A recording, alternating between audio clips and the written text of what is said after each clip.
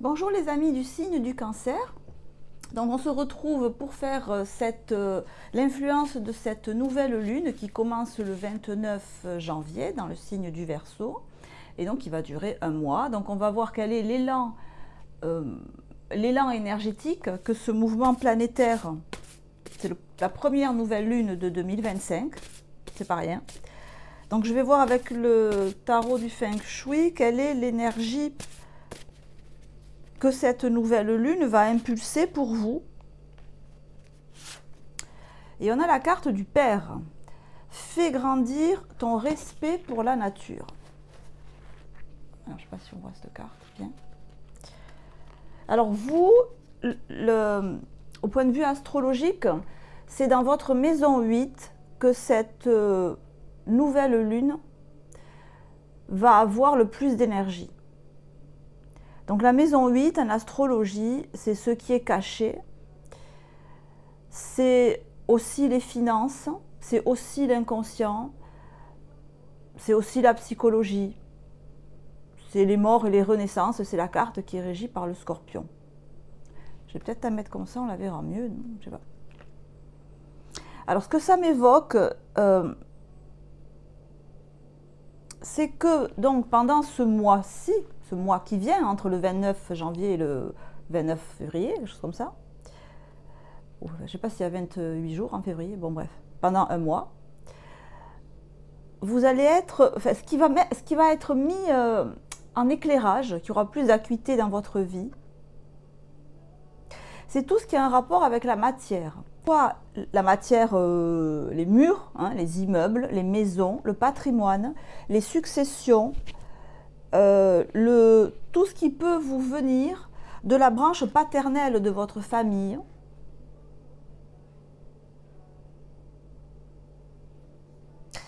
Peut-être des litiges d'ordre financier avec la famille. Et si ce n'est pas de l'ordre du litige, c'est de l'ordre de changement. Donc alors soit c'est litigieux, donc des mésententes, soit si ce n'est pas litigieux, moi je vois des transactions financières, comme pour préparer la succession de quelqu'un, ou alors si ce n'est pas successoral, un contrat de mariage par exemple, un changement de contrat de mariage, ou quelque chose où on prépare la fin d'une certaine période, par des papiers, par des écrits, par des discussions, par des négociations, et on prépare un nouveau cycle. Par exemple, dans une entreprise, ça serait le départ à la retraite du chef et l'arrivée de quelqu'un d'autre. Voilà, sachant que j'ai une idée familiale en fait, ça se fait peut-être dans la famille, ou si c'est pas la famille, c'est que c'est des amis tellement anciens que c'est comme de la famille. Je vais éclaircir avec deux autres oracles et je vais mettre un accéléré et on se retrouve juste après pour en parler un peu plus en profondeur.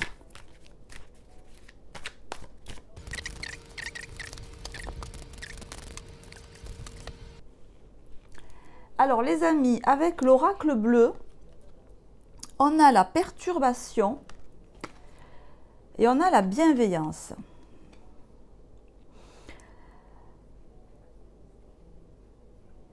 Il y a Chronos, vous voyez, il y a une montre, c'est les montres de Dali, là, les montres qui fondent là. On a Chronos qui intervient, on a cette notion de temps, mais de temps de vie, une période de vie où on a été jeune et on ne l'est plus. Alors est-ce que c'est vous? Mais dans cette idée, où c'est autour de vous, dans cette idée de... toujours avec le père là, on passe on est dans une transition là. On est dans une transition, un moment on sait qu'on est dans une transition. Cette transition peut avoir un rapport avec les parents, avec des enfants. Je pense avec des gens, hommes et femmes en fait, pas des gens de même sexe, donc parents, enfants de sexe différent. Ça parlera à des personnes qui sont soit en famille, donc soit qui travaillent ensemble depuis très longtemps ou qui vivent ensemble sans être de la même famille depuis très longtemps. Un couple éventuellement aussi, je n'avais pas pensé, mais oui. Et qui organise en fait le futur. Qui organise le futur. Et cette organisation du futur qui est liée au vieillissement, soit de leur corps physique, soit de la structure dans laquelle ils évoluent, ça entraîne des perturbations, des disharmonies, des discussions un peu houleuses, où certains vont manifester une énergie plutôt yang, c'est-à-dire voilà, je veux avancer, je veux faire prospérer, je veux faire fructifier, je veux investir, et d'autres vont par contre aborder les choses avec une énergie plutôt yin et une énergie plutôt de mais pourquoi se faire des nœuds au cerveau alors qu'on pourrait juste profiter de ce qu'on a et sans être dans une volonté de croissance permanente. Si on est dans le travail ou la vie quotidienne, c'est comme s'il y avait deux clans, ceux qui voulaient profiter du moment présent et faire fructifier des acquis, et d'autres au contraire qui voulaient pas se contenter de faire fructifier, mais avancer, encore investir, encore faire des travaux, encore, enfin je sais pas, vous voyez, il y a une idée de je veux plus, il faut plus, il faut plus, il faut plus. Et peut-être qu'au milieu, il y a une autorité paternelle, un boss, quelqu'un qui décide parce que la personne, ben, elle a l'argent en fait. Ou alors c'est elle qui est propriétaire de tout et les autres ne sont pas propriétaires. Donc on retrouverait l'idée de succession, etc. Avec l'oracle du colibri, on a un étang réfléchissant. Célébrez les vraies beautés et lumières lovées en vous et chez les autres.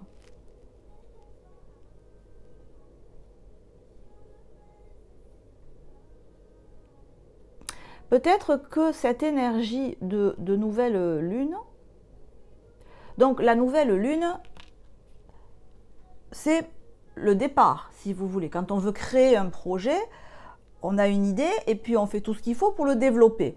Donc la nouvelle lune, c'est ça. Elle est là, elle est neuve, elle est toute neuve et elle va croître jusqu'à atteindre la pleine lune, qui arrive vers le milieu du mois. Donc ici, il faut se servir de cette énergie de nouveauté. Voilà, nouvelle lune, nouveauté.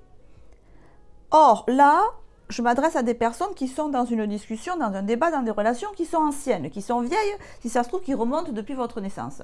Si c'est la famille, c'est de toujours. Donc, cette nouveauté, elle peut vous être bénéfique en instituant une nouvelle manière de communiquer avec vos frères et sœurs, votre conjoint, vos salariés, vos collègues, vos supérieurs hiérarchiques, de communiquer d'une nouvelle manière, parce que pour l'instant, ça peut être des fois un peu... je pense qu'on peut monter dans les tours, et c'est toujours les mêmes qui montent dans les tours, et c'est toujours les mêmes qui temporisent. Et donc, il peut y avoir de la frustration de part et d'autre. Le conseil, là, enfin le conseil, l'énergie qui vous est envoyée et sur laquelle vous pouvez surfer, c'est de voir en l'autre la force de vos faiblesses et que l'autre voit en vous la force de ses faiblesses. Puisqu'on voit sur la carte, je ne sais pas si vous voyez bien, mais l'oiseau, il se regarde, le colibri, et dans le miroir, sur le reflet du miroir, il porte une couronne. Donc le reflet que vous renvoie l'autre, c'est vous en mieux. C'est vous en ce que vous voudriez être. Et donc c'est ça l'énergie ici, que vous pouvez utiliser. C'est une énergie qui vous est proposée par l'univers. Vous en faites ce que vous voulez. Voilà, vous l'utilisez ou vous ne l'utilisez pas. Mais elle y est. Voilà, moi mon job là, c'est de vous faire parvenir cette énergie pour que vous sachiez qu'elle est là. Et après, vous l'utilisez ou pas. Ça, c'est le libre arbitre de chaque être humain. Que l'autre soit la force que vous n'avez pas et que vous soyez pour l'autre la force qu'il n'a pas. Et d'instaurer ce dialogue constructif plutôt qu'en force, plutôt que la carte du père ici. C'était quoi déjà le truc? Fais grandir ton respect pour la nature. La nature. Fais grandir ton respect pour la nature de l'être humain que vous avez en face de vous. Donc, il y a une idée de respect qui doit grandir, vous vis-à-vis d'autrui, autrui vis-à-vis de vous. Et que chacun grandisse dans ce respect, dans le sens que tu me renvoies une image améliorée de moi-même. Ça veut dire que là, pour l'instant, je pense que vous ne renvoyez pas à autrui une image améliorée de lui-même. Donc oui, ce que tu dis est très porteur, c'est motivant, c'est vrai que moi je ne l'aurais pas vu comme ça, donc je te respecte parce que tu amènes une énergie que je n'ai pas moi dans la relation. Néanmoins, je pense que ce que tu dis pourrait être tempéré parce que je vois les choses différemment. Et en face, si on surfe sur cette énergie-là, c'est ce qu'on pourrait vous dire. Oui, moi je suis tout feu, tout flamme, et je reconnais que toi tu me tempères, tu as une vision plus chill, hein, plus cool, plus calme, et que à tous les deux, on doit pouvoir arriver à atteindre cet échange clair et constructif. Et que cette force du père qui est là, elle soit constructive et non pas autoritaire et stricte, comme elle peut l'être des fois. C'est l'énergie là qui est vers vous. Voilà, vous l'utilisez pas, vous pouvez en parler hein, autour de vous pour que les autres qui ne soient peut-être pas ouverts sur cette énergie-là y arrivent peu à peu. Voilà, vous avez un mois pour le faire. Après, ça sera une autre énergie. Voilà les amis Cancer, c'est tout ce que j'ai pour vous sur cette nouvelle lune. N'hésitez pas à liker, si ça vous a parlé, à m'envoyer un petit emoji, un cœur, une fleur, une étoile. Moi, je suis très branchée étoile. Me dire comment ça peut résonner avec vous, c'est hyper intéressant pour la communauté et pour moi évidemment de voir comment ça peut s'imbriquer avec ce que vous vivez. Les amis, je vous souhaite une très bonne continuation. Je vous embrasse et je vous dis à très bientôt. Ciao, ciao. Donc signe d'eau, on a le Scorpion, qui est un signe d'eau.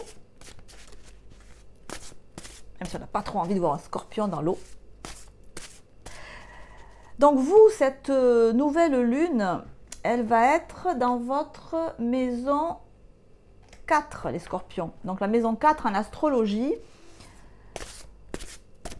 c'est la famille, c'est la tradition, c'est mon cocon, ce qui fait que je suis stable dans ma vie.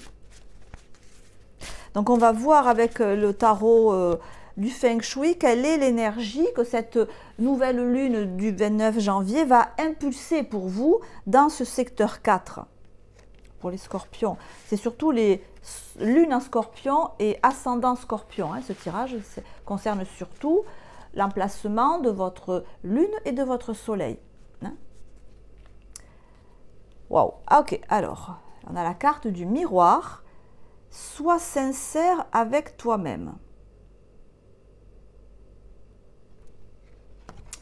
Alors, vous êtes, à mon avis, parmi les signes qui vont le plus sentir passer cette pleine lune, nouvelle lune, pardon, la pleine lune c'est vers le 15, vous allez la sentir passer parce qu'elle touche, le 4, elle touche la matière dans votre vie, elle touche votre structure de vie, votre cadre de vie, votre maison. Et on nous dit, sois sincère avec toi-même. C'est l'énergie miroir, c'est de comprendre qu'on attire à nous ce qu'on est. Qu'on voit particulièrement ce qu'on a en nous. Aïe. Et on voit sur cette carte deux planètes donc, qui se font face avec la force de gravitation entre les deux, de planètes jumelles. Je dis aïe parce que le message il va être piquant, mais bon, les Scorpions aiment bien être piqués. Ça veut dire ce que vous avez en face de vous, ce que vous attirez ou ce que vous êtes. Et si vous n'aimez pas ce que vous avez en face de vous, c'est que vous êtes où il émane de vous quelque chose que vous n'aimez pas. Et si les comportements des personnes en face de vous ne vous plaisent pas, c'est qu'ils font écho à des comportements que vous avez vous et qui ne vous plaisent pas. Et si vous ne trouvez pas ce que vous voulez, vous allez me dire, ouais, mais moi j'ai personne en face de moi. Alors, s'il n'y a personne en face de toi, c'est qu'en toi, il n'y a personne. Et ça fait mal. C'est l'énergie que renvoie cette nouvelle lune. Alors, en Scorpion, il ne me semble pas qu'il y ait la lune noire, parce que la lune noire est actuellement en Balance. Mais la lune noire, elle ne va pas tarder à arriver en Scorpion. Et la lune noire, elle commence à arriver, si vous voulez mon avis. Hein. Pour moi, elle est déjà là. Bon. Il y a des zones d'ombre, on a tous des zones d'ombre. Alors, les zones d'ombre du Scorpion,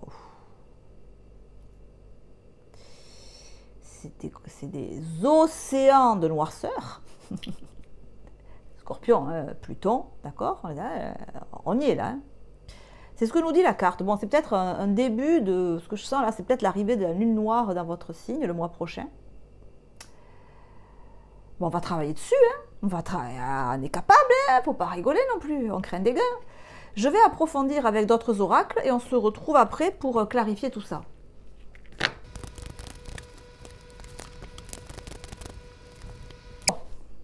Je me retrousse les manches. Avec l'oracle bleu, on a le feu et on a la séparation.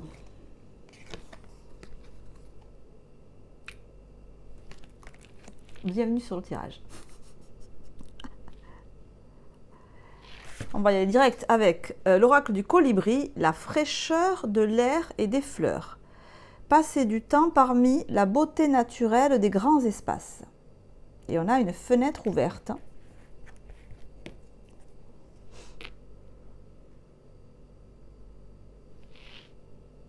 Bon, là, on ne va pas y aller autour du pot. On ne va pas aller autour du pot. Vous êtes prêts? Je vous le dis comme je le sens. Hein. Si ça ne vous parle pas, vous savez, vous quittez la vidéo. Ici, cette carte de la séparation. Mais ta vie qu'elle ne parle pas d'une séparation avec quelqu'un d'autre. Mais ta vie que ce qui a écrit sur la carte là, c'est sois sincère avec toi-même.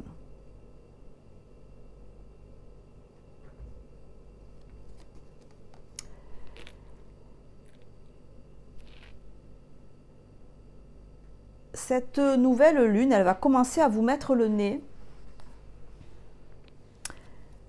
Alors, pas dans votre zone d'ombre. Pas du tout. Elle va vous mettre le nez dans votre feu intérieur. Elle va vous confronter à vous-même. Mais alors, je pense que ça va être... Alors, je le sens comme ça, encore une fois, si ça ne parlera pas à tout le monde, mais que ça va aller crescendo.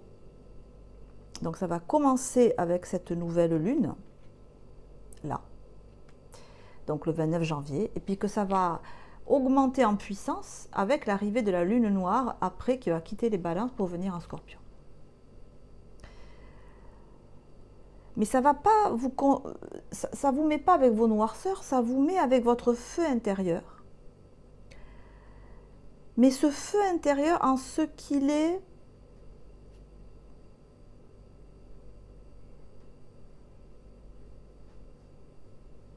j'allais dire mortifère. Alors le feu, c'est la vie. Le feu, c'est ce qui fait qu'on brille, c'est ce qui fait qu'on veut avancer. Alors, le feu, certes, le Scorpion n'est pas du tout un signe de feu,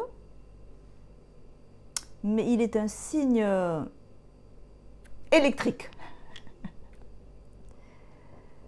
Et là, j'ai l'impression, alors exceptionnellement, je vais en tirer une autre, hein, mais j'ai l'impression que ça va vous demander de vous défaire avec la carte de la séparation. De vous défaire, ou ça va se défaire tout seul, hein, d'une partie de vous que vous pensiez être indispensable à votre vie. Je parle vraiment là, alors on est dans la maison 4, mais là pour le coup, moi je le sens vraiment en intériorité. Ce que vous pensez qui fait que vous avez de la valeur. Ce qui fait que vous pensez être percutant, être intelligent, peut-être des fois être supérieur en intelligence, en compréhension, même si vous ne voulez pas l'admettre. Cette idée peut-être, alors je lâche le deuxième gros mot, un petit complexe de supériorité.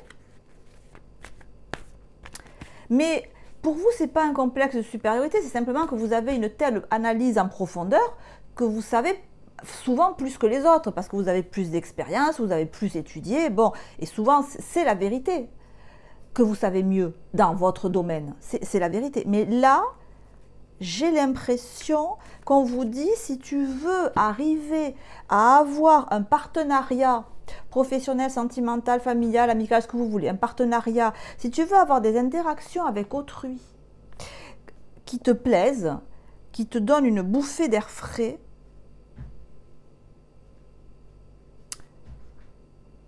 tu dois arrêter d'être, tu dois te séparer de cet aspect de toi qui est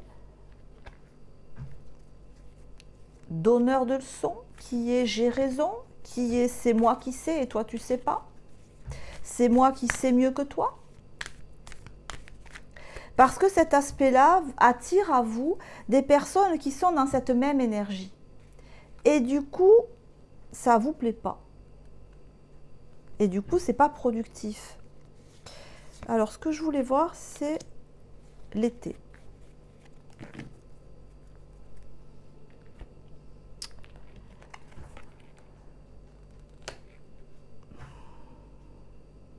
Ouais, ça m'avance pas. Cette période-là va vous confronter à la nécessité d'ouvrir votre fenêtre intérieure. La nécessité d'aller, qu'est-ce qu'il nous dit là? La fraîcheur de l'air et des fleurs. Passer du temps parmi la beauté naturelle des grands espaces. Moi, je le sens pas, enfin, oui, ok, mais c'est pas ça que je sens. Il y a une idée de, pour avoir le partenariat que vous souhaitez, pour avoir en face de vous un interlocuteur avec qui ça match, quel que soit le domaine, sentimental ou professionnel, pour avoir une relation constructive avec autrui, cette nouvelle lune va vous, je ne sais pas comment, je ne sais pas si ça va être agréable ou pas, mais va vous faire prendre conscience que en fait, vous n'aimez pas trop ce que vous avez en face parce que vous êtes ça. Alors vous me direz, mais c'est pas grave, je vais enlever de moi cette partie puisque c'est pas bien, comme ça j'attirerai des gens bien. Oui, mais la difficulté, c'est que c'est une partie de vous que vous aimez. C'est une partie de vous que vous pensez essentielle. Vous vous dites, c'est pour ça que je suis bien, c'est pour ça qu'on m'aime, c'est pour ça qu'on m'apprécie. Si je ne suis pas ça, mais je ne suis plus rien. Personne ne va me regarder, personne ne va faire attention à moi, personne ne va vouloir m'écouter, personne ne va vouloir de moi. C'est ça la difficulté. C'est que ce que vous croyez être votre point fort est en fait ce qui vous empêche de rencontrer les gens avec qui vous pourriez vous entendre. Et c'est ça qui va peut-être vous embêter. Donc la solution, elle n'est pas dramatique, parce que ce n'est pas le seul atout que vous avez. Donc simplement, ne perdez pas confiance en vous. Cet aspect-là de vous-même qui va peut-être prendre une petite claque dans la figure,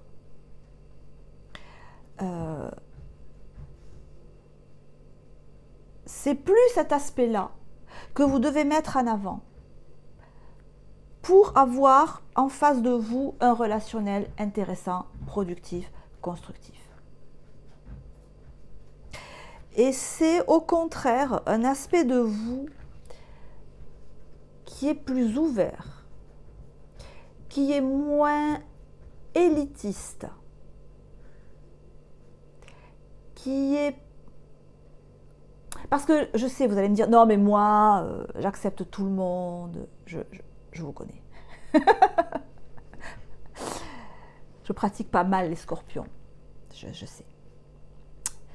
Mais au fond de vous, vous savez un peu mieux. Souvent, à raison. Mais c'est cette idée-là qu'il va falloir laisser tomber. Et vous ouvrir à ceux qui savent moins que vous. À ceux que vous savez qui vont venir, ils vont se planter. Ils vont faire du caca. Mais ça fait rien. Il va falloir les laisser venir et enlever cette vision au laser que vous avez, qui fait qu'en 3 minutes, vous savez si la personne que vous avez en face de vous, ça va être, je ne sais pas moi, un salarié hors pair, un glandeur, quelqu'un de très intelligent, quelqu'un qui capte rien. Voilà, cet aspect-là de vous, que vous pensez être ce qui fait votre force, votre sagacité, ben c'est de ça qu'il va falloir vous séparer. Et ce qui va être très beau, parce que je peux déjà vous le dire, c'est que vous allez vous rendre compte, pas de suite, mais que vous allez pouvoir faire preuve d'autant de sagacité, de perspicacité, de profondeur de raisonnement d'une autre manière.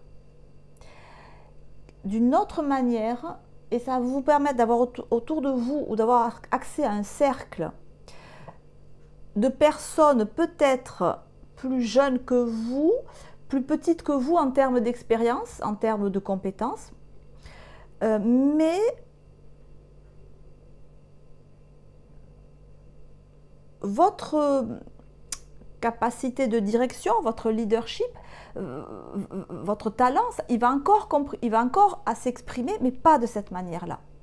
Donc ne croyez pas que vous allez perdre quelque chose du tout. Vous allez développer d'autres compétences qui restent dans du leadership,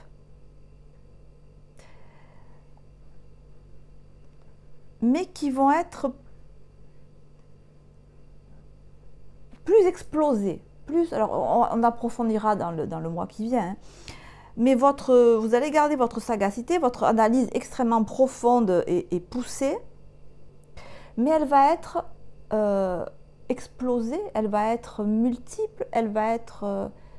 c'est comme si avant vous preniez une loupe pour bien regarder en détail, et maintenant vous allez prendre un prisme pour regarder en détail, mais 20 plans en même temps. En gros, c'est ça. Donc un petit passage un peu confrontant avec vous-même, mais qui va être très très intéressant par la suite, les amis Scorpions. Vous likez si vous avez aimé, une étoile, un cœur, des fleurs, vous m'envoyez, je vous réponds. Surtout dites-moi si vous avez le temps et l'énergie et la patience, comment ça résonne avec vous. C'est hyper intéressant de voir comment chacun vit ça. Je vous embrasse et je vous dis à très bientôt. Ciao, ciao.